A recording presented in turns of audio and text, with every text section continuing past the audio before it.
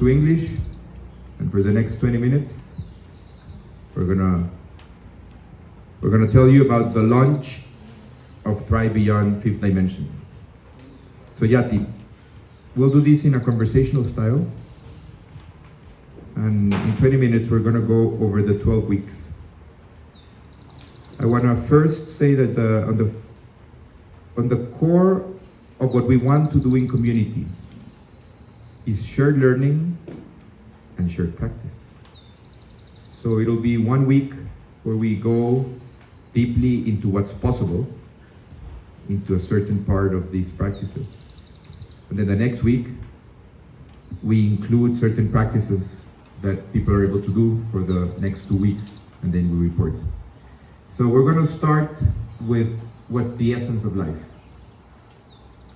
All of us have in each cell a mitochondria.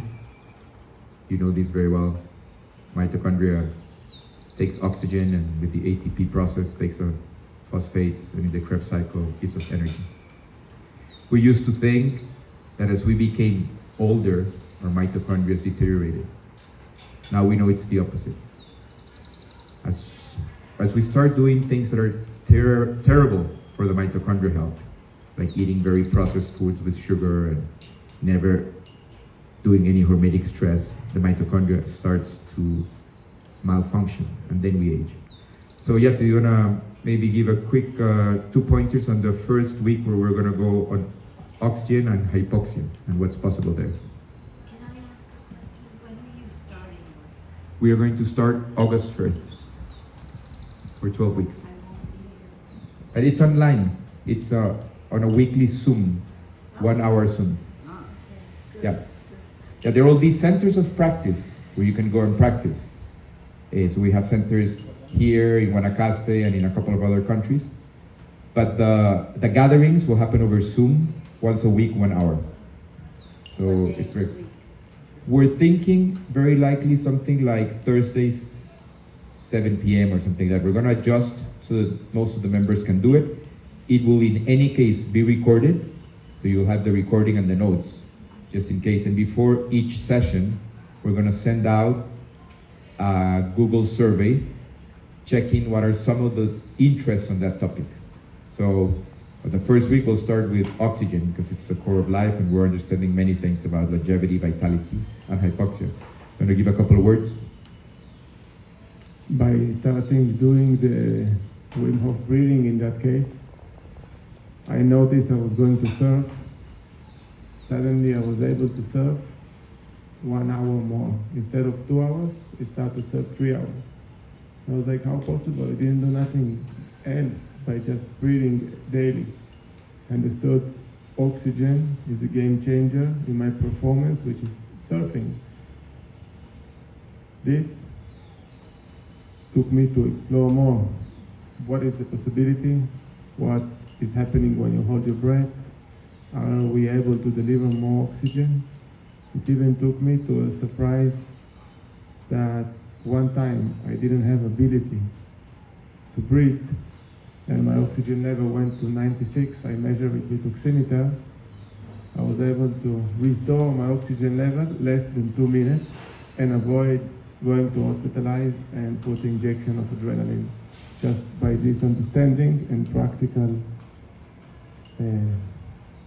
doing something. So that first week is the first week where we'll also have a practice and we'll invite people who have measurements like oximeters to report back. Then the next week will be a deep dive into inflammation.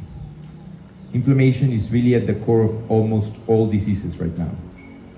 It's the kind of the body's response when something is out of tune, and many people are living with sustained, very unhealthy inflammation. You wanna briefly comment on that? Basically, we discovered today that by doing certain types of breathing, we're able to dump the inflammatory mark and increase the pro-inflammatory. And very, very fast, already trained thousands of people, and it works always, all the time. That means we have the ability to deal with stress in a more positive way and more we can dump inflammation. Yeah. So some of these things are at the edge of what the medical community right now uses. And I lived at Blue Spirit for 4 years.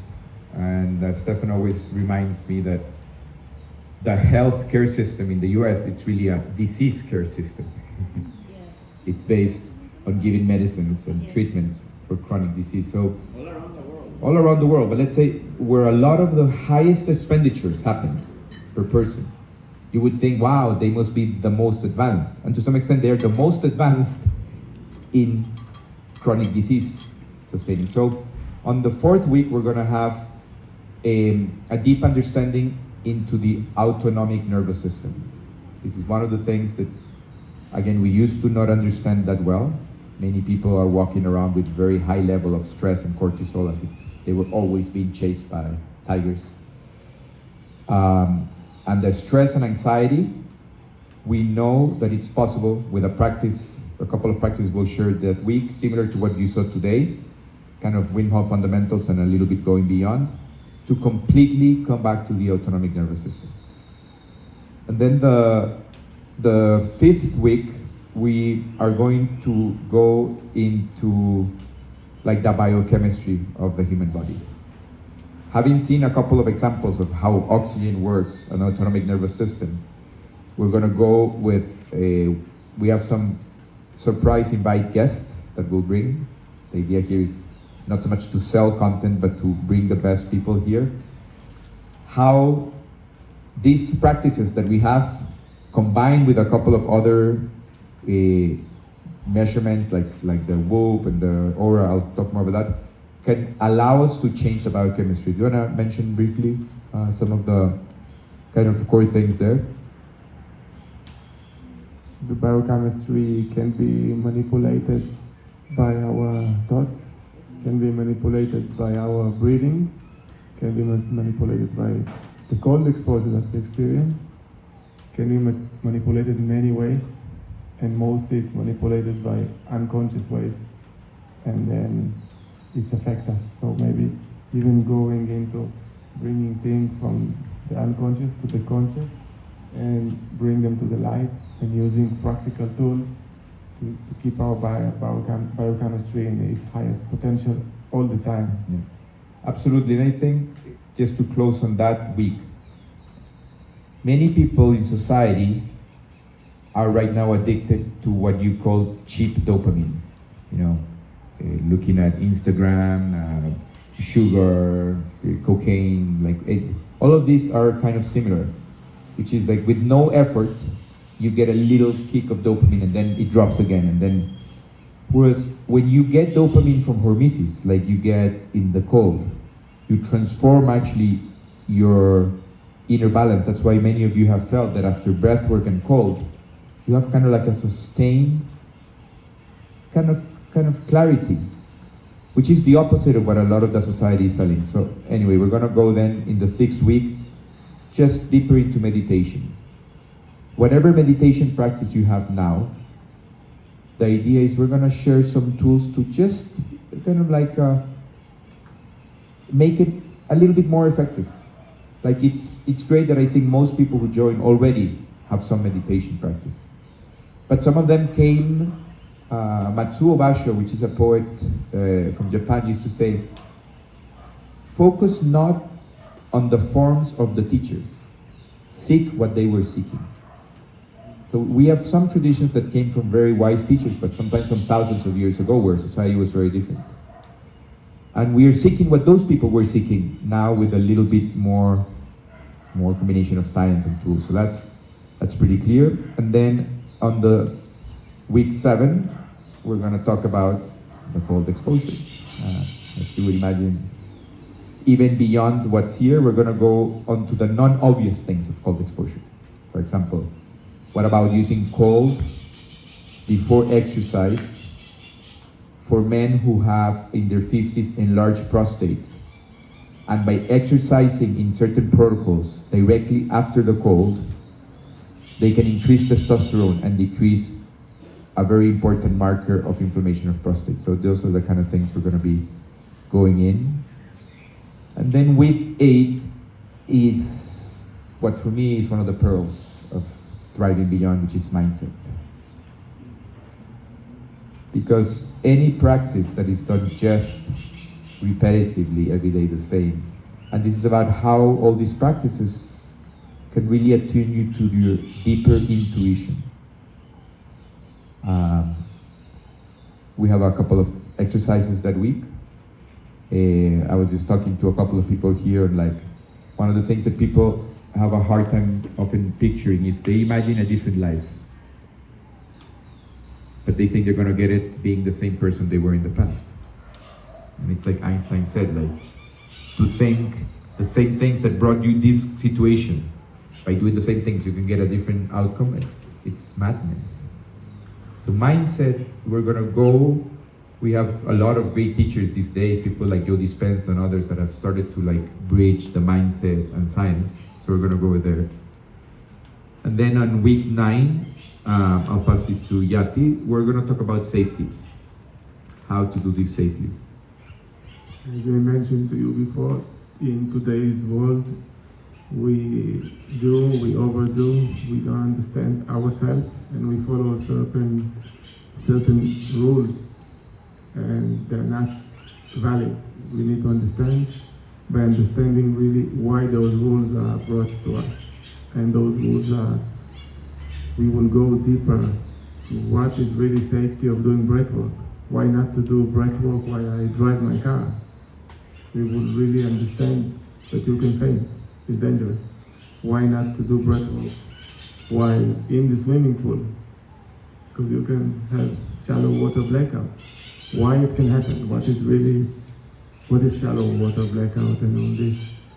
Safety today is for us, and it's for us to thrive beyond when we know this is safe. Like my brother today, I told you, you are safe, you can go to the water, you were able to thrive beyond, you had the trust in me, and you had the trust in yourself. So safety will take us to the next level by respecting simple rules and learning it on your own in a safe way. And you will also become better at knowing which places to trust. So you'll be able to ask the right questions. And then on the week 10, we're gonna focus on high performance, movement and strength. We're gonna be working there with a couple of coaches that train some of the top athletes. And I myself, I'm not a competitive athlete. So why did we bring this one? I think it's because the high performance athletes are a beautiful laboratory for understanding movement, strength, and flexibility. And even some of them end up having injuries that can be prevented with meditation, breath work, and ice. And then on, go for it. About the high performance. At certain point in my life, I was working as a stand-up paddle coach, and I had 2-3 hours in the water.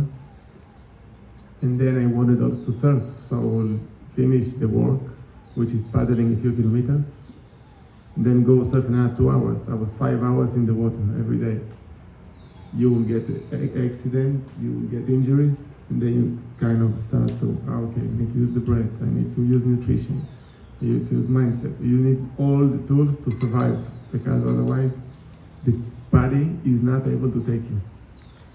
I think that's the concept I see in myself. I may not become a traditional high performance weightlifter or surfer, but I want my life to be the kind of life where my body allows the kind of liberty to move and have presence. Whatever I choose to do. Could be dancing until I'm 120, could be just doing Qigong with like the beautiful art that I've seen in my masters. So it doesn't have to look like a traditional sport, but it has to do with the vehicle that the body is maintained to thrive and beyond. And then on week 11, we're gonna focus on all the range of measurements we have today. So as you can see, I wear an Oura ring that helps track a lot of markers from my sleep, from HRV, and also a Whoop And I have to say that I have always been an early adopter. And some years ago, the technology wasn't that good. So the data you got was, like not great feedback. But today, we are lucky to live in an age where the technology, the tracking, and now the AI can give you very good feedback. But you need to know what to ask of it, what to track, how to do it, and we have some beautiful people that are gonna show us what's possible. And then we come already to the closing week of this 3-month process. And I think we land with what's most important, which is purpose and community.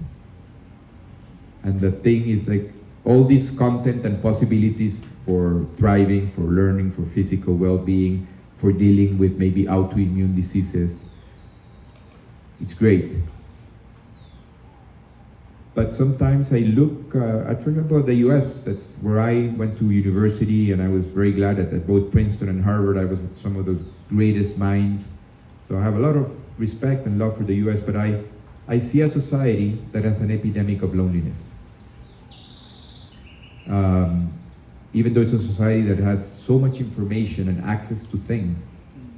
So we're gonna focus on that week on what are the core things that help you connect to your purpose for wanting to thrive. One of my close friends, I've been training with him, and he tells me, he doesn't really want to even do too much exercise and stuff. He wants to keep playing with his little son. So like, he has a very connected purpose to where he wants to have his vitality, his strength, and his flexibility. And I think if you don't have a clear why you care about, but then when you connect purpose, and we'll do some beautiful exercises so you can attune deeper to your purpose, and then you have a community that enjoys learning and going beyond and connecting to intuition and being authentic, there is a gift that information then becomes wisdom, and the direct experience becomes shared learning. So we'll be landing there, and here we'll be landing in about 2 minutes at 5 p.m. But I'll let Yati, maybe if he wants to mention something on that part, a little bit like, how did 5D Thrive Beyond come about? Maybe it's good that we explain why that's our purpose. After practicing the Wim Hof method and living in a spiritual community for more than 20 years, meeting many leaders, the best in the world, and learning, I see that there is first something missed even in community that we're able to share from this closed space together, even though I lived 20 years in community. So there was gaps there that I want to bridge. This is one of the gaps, this heartfulness. Yeah. And one of the nice things, and I'll close with these 90 seconds and then we can share any questions. Yeah, this was born in the blue zone of Costa Rica, which to the world is a special country, a country that has often had a set of things of what was possible that felt very audacious at the time, like getting rid of the army, like more than doubling the forest coverage while population grew and GDP grew. Again, not perfect, but in the past we made very bold statements like healthcare and social security for everyone. And I got to live in this blue zone in Nosara at a place called Blue Spirit, which is a little bit like Pachamama is. It's like, these are blessed places where like some of the best teachers of the planet pass through. So I got to see some of the best teachers. And for a while I thought like, I'm so lucky to be learning this, but I was like, I want to share it. And the other thing that I felt was that many people came to Blue Spirit for 1 or 2 week retreats. And I started to feel that the concept of the retreat is it's a slightly It's a slightly dysfunctional concept. It's as if you live, let's say, in New York City, you go and retreat from your life for 2 weeks and find great teachers, do breath work, do yoga, qigong, great masters, Gabor Mate, Esther Perel, like Krishna Das, and then you go back to normal. And then when you burn out again, retreat. It's like a trap. So what I really do not want to do is a group that organizes retreats.